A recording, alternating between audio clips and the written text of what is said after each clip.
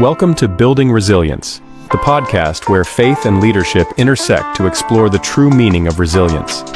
My name is Jose Pereira, and I am thrilled to launch this journey with you. Welcome, everybody, to the Building Resilient podcast. This is the podcast where we showcase persons that had an incredible story and that they have gone through things in life, but they have succeeded. So we want to deep dive into the story, their testimonies, and why they moved to do what they do today. So I have here today Jennifer Glass. She's a TV producer. She's a business growth.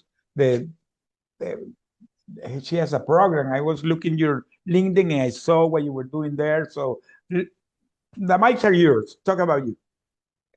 Thank you. And thank you, Jose, for having me as a guest on the show. So to tell you a little bit about me, I am, like Jose was saying, I am a business growth architect, and I'm also a television show producer. I've got a couple of different things that I do because, I'm one of those slackers. I don't do enough, so I have to come up with a couple more things to do. But really, joking aside, everything that I do ultimately is really designed to help our small businesses continue to grow. We know that if you think about local businesses, for every dollar that is spent at a local small business, 90 some odd cents stays in town. That is huge, right? You're spending money at a big business. Mm-hmm. It is going back to headquarters, wherever they may be. It is not staying locally. What does that mean then to all of the nonprofit organizations that also depend on these Main Street businesses? If you support local businesses, the nonprofits grow too. Everything that they are doing helps the community. So I am on a mission, like I said, to help as many small businesses as I can. My goal is 10 million small businesses by 2040, within the next 15 years, really have a significant impact in terms of what they are doing. So I am out there speaking regularly. I'm on this show as an example. I'm on a couple of other podcasts that I do where I help small business owners. I also have two of my own shows to help people really figure out what they can be doing to grow their business. So for me, I'm really trying to do that. Also being the television show producer, it's a TV show called America's Real Deal, where we help business owners get access to capital to continue growing. We actually take them public on the independent stock market to help them get the funds that they need so that they can be growing. And we're doing that through equity crowdfunding. We're the only equity crowdfunding platform that does it through the use of a TV show. And so there's a huge amount of value and benefit in terms of the things that we are doing, again, to help our clients and businesses grow their bottom lines and have even more opportunities coming to them. This is a message that resonates a lot with me because my wife, she had a small business that during 6 years, she closed it because she's now helping me, and we decided to close the store. But we began with the Small Business Association. We get connected to the Small Business Association here in Houston. By the way, I had teach there. I had done some seminars, and that's so true what you're saying. The small business are the heart of the community because everything is surrounded by the community. The impact is local. Yeah. So how you get connected to them? Why you begin to do this first? Why? Because always there is a why. Why you begin to do this? Absolutely. And I will say, you mentioned the SBA. So for me, I am a partner with the Small Business Development Center here in Bergen County, New Jersey. Okay. Been a longtime friend of theirs. The director there, and he has absolutely no idea that I'm even mentioning this on your show, but I've been good friends with him for many years. And when he's called me, even when I'm out west at speaking engagements, he has no idea that I'm out west in Las Vegas, but I'm still answering the phone at 5:00 in the morning when he's calling me. Separate story, whatever, going from there. They do an incredible job at the SBA. When as I said, my wife, when she decided to begin her small business, We contacted the SBA at that time. That was like 7 years ago, and they walked us through everything. Yeah, Everything was a total support until the business was alive. So and after that, they continued supporting her. So firsthand, we knew all the tools that were, and they were free. All the advisors were free. absolutely. Yeah, Yes. yeah. It's amazing. Your taxpayer dollars are already paying for it. You may as well take advantage of it. And if you need an introduction to your own center, Jose, you can probably connect them with the center in Houston, or you can reach out to me. I'll connect you through Okay. my center here in Bergen County, New Jersey. Either way, you'll still get connected to your local center as long as you're here within the United States. But to go back to your question, though, how I got to where I am. So way, way, way back in the age of the dinosaurs, no, seriously, 20 years ago, I started my business in the credit card processing space. And when I was doing my credit card processing business, I was working with clients, helping them get set up to take credit cards. And that was great. Easy. I get you in, you're working with the credit cards. And then everybody kept having more needs. And they started asking me for even more solutions. So I was working with them. I gave them solutions. We became a web hosting and development company. We became a marketing agency. We became ultimately a coaching company because people were asking us for even more support in terms of what they were doing. And when I started working with my coaches back in 2017, it was something that was really quickly pointed out to me. Where do you really want to be? What do you want to be doing? And how can you make the biggest impact in terms of as many small businesses as you're trying to be reaching? And so that was when we reorganized, rebranded, and everything, and then started focusing in on the business coaching side in terms of helping businesses even more in that regard and offering everything else that we do as ancillary offerings, which we're still doing to this day.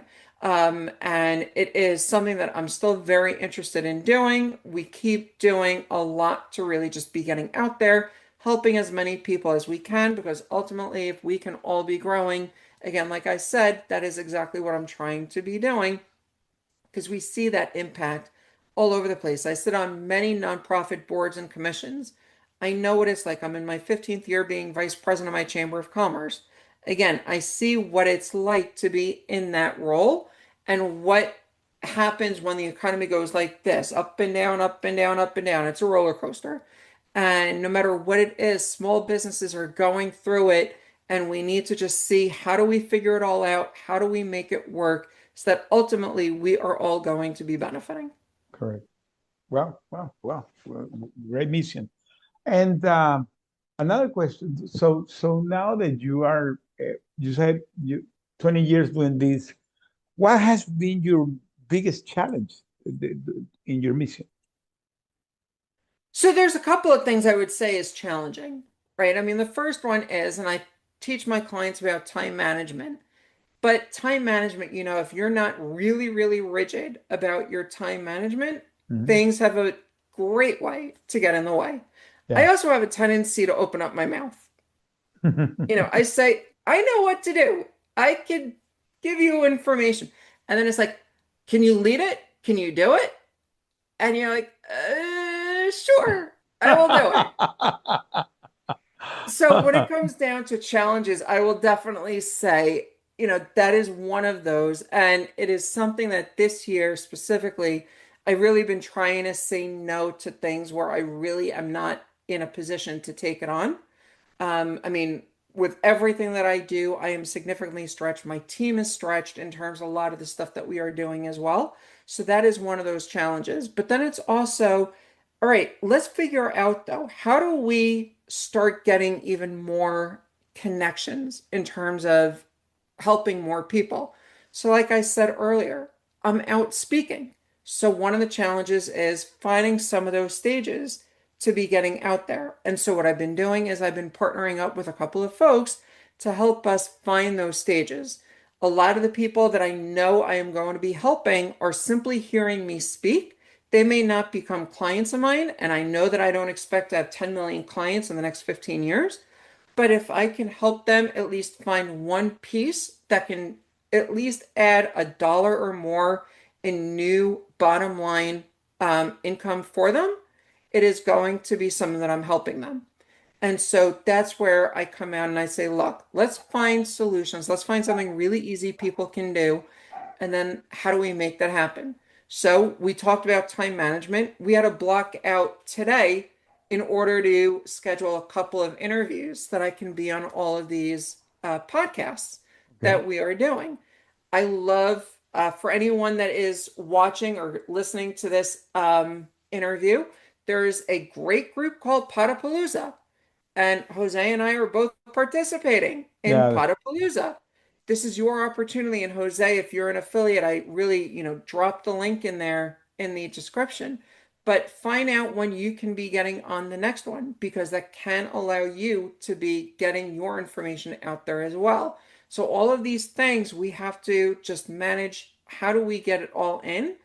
Find what's really important, what's going to have the biggest impact to you, and then you can figure out how to really overcome those challenges. Well, let me tell you, Kimberly, I met Kimberly like maybe 2 or 3 years ago, and she created, she was doing an event in Dallas, a speaker playhouse, and I attended in person. She's an incredible person. And we got connected, and it's incredible. All the people that attended that event in Dallas, all of us became friends. And we have a chat group that we cheer each other, we support each other. And I knew that Kimberly was doing the Palooza, but I was busy doing other things. I never had time to come to this event, and but it has been incredible that the people that have been here, like you, do, because I see that there's like a movement of people really trying to do things to change the world in their own line of services, maybe doing different things, but the pattern is the same. People that are trying to do things for the good.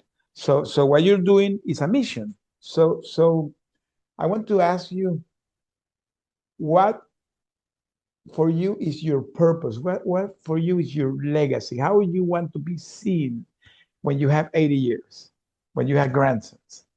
Absolutely. Thank you. And I will say also, Kimberly is absolutely amazing. And it's amazing she doesn't drink coffee. Moving on from there, though. So my legacy is going to be I am going to be a two-term former US president. That is my goal. I have Wow. been, yes, I have been saying since I was in high school, I was going to be president of the United States. And I am doing everything that I can to do that. And before I mentioned within 15 years to have the 10 million businesses impacted.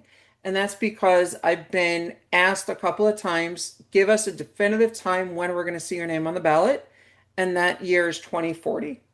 And so that's why I looked out. I said 15 years for when I will be having this impact made, and even beyond that. So for me, I know exactly where I am. I know the direction I'm going in, and the legacy is going to be something where I am leaving the world in a much better place. I'm working on a climate change solution right now. I'm working on a couple of other ideas that can really have huge impacts, not just on my local community, but on the human species and the planet. And understanding the importance of knowing where I am coming from and what we are ultimately all trying to do. I believe in the principle in Judaism, there's a principle called tikkun olam, to fix the world. And I am a strong believer we're put on this planet to leave it in a better place than we found it. Oh yeah. And that is exactly the direction that I am moving in to continue moving forward. And I teach my kids the same thing every day. And so to get there, you have to begin your political career.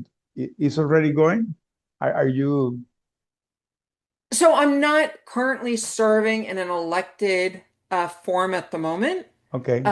But it is, like I said, from all of the different organizations that I am a part of, I am a known commodity in a good chunk of the state of New Jersey, especially within my county. And that is why, like I said, all of those things that I do, I am looking at how do I continue to use that to really boost my visibility and my credibility in terms of being in a position to then run for office. Well, now that you're talking about that you're in New Jersey and the TV production, I met the other day a guy that he's from New Jersey. He has a TV set, the TV channel. I believe it's the home network, something like that, that they showcase people from New Jersey, and he has his own TV studio there. So it's incredible. Maybe you should connect with him. Well, so it's a great legacy what you want to have.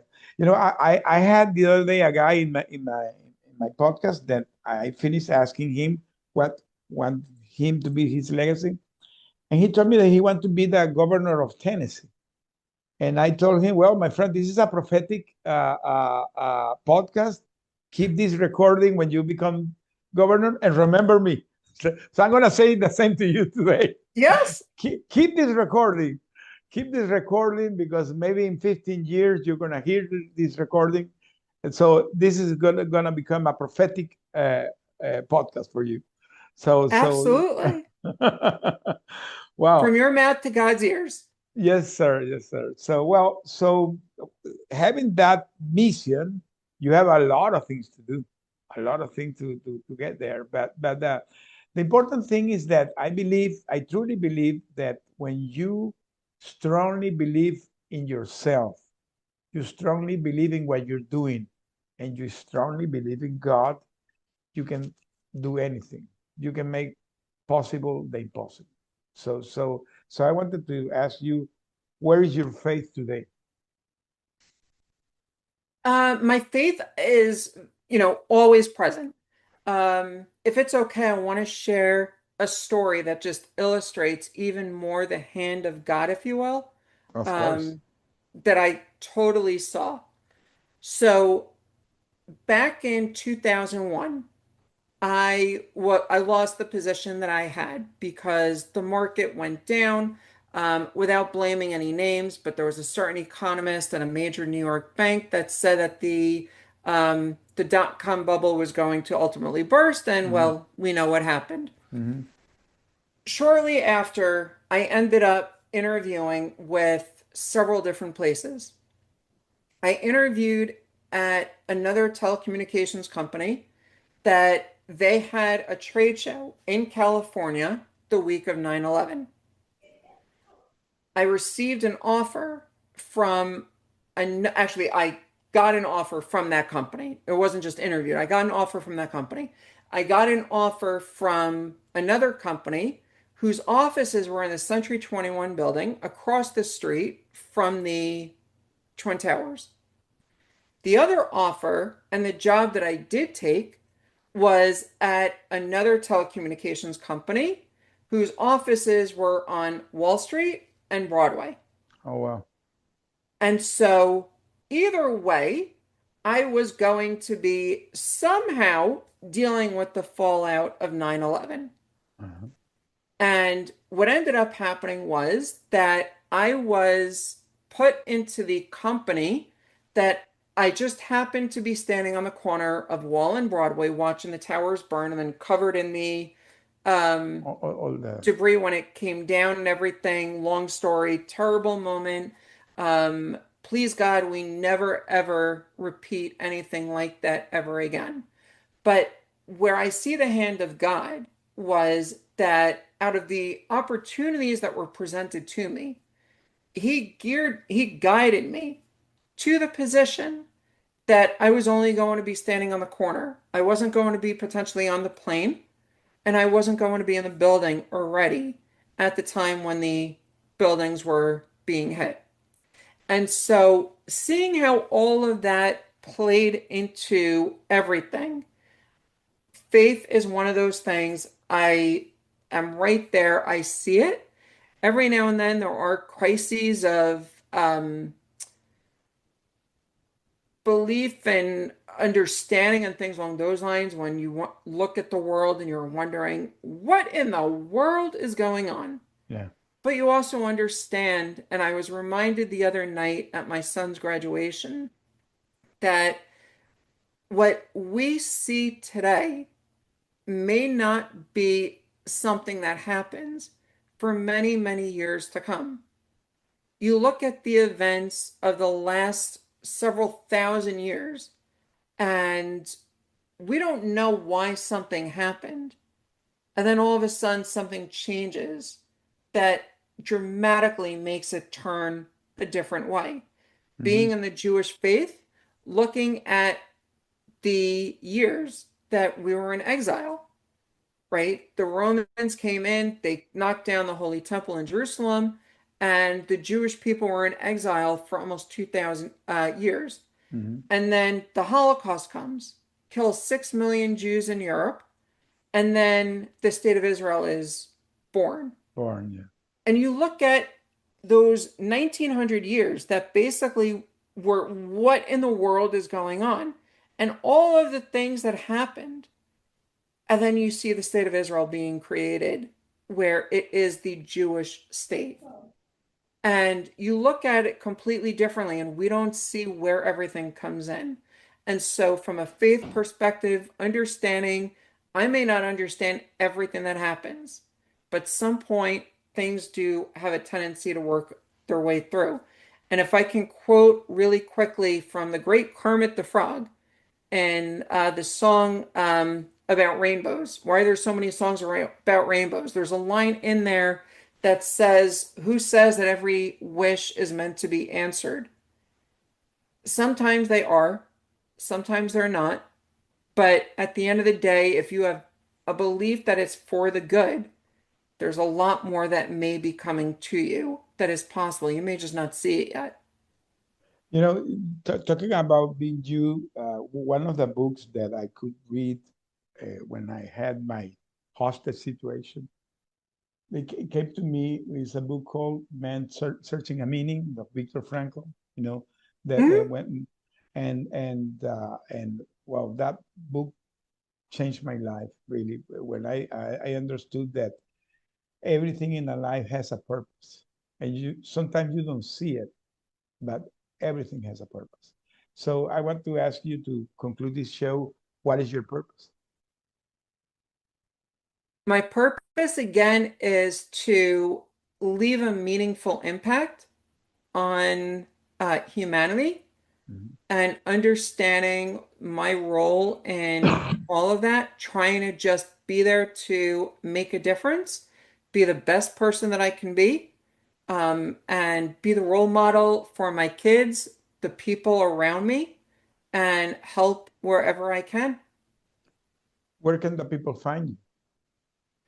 So you can definitely go to my website, bgsicoaching.com. And Jose, if I can send you a couple of links for people Yeah, just of to look course. at Yeah, in the yeah, description. yeah, yeah, Yeah. yeah. Do it. Yeah. Um, Best way to get me that way. Okay, I'm gonna put the links when the this airs, so people can go there. And well, coming to the end, in 1 minute, in a nutshell, what you will say to the audience. Um, the one thing that I want to leave you with is this. Whatever you do in life, think about what the impact is going to be to other folks. Kindness is one of those things that you do not have to spend any money for. Yeah. You don't have to even do a whole lot to be kind. Think about the person in the supermarket parking lot that's going around collecting the shopping carts. Can you say thank you and have a nice day to them? Oh yeah.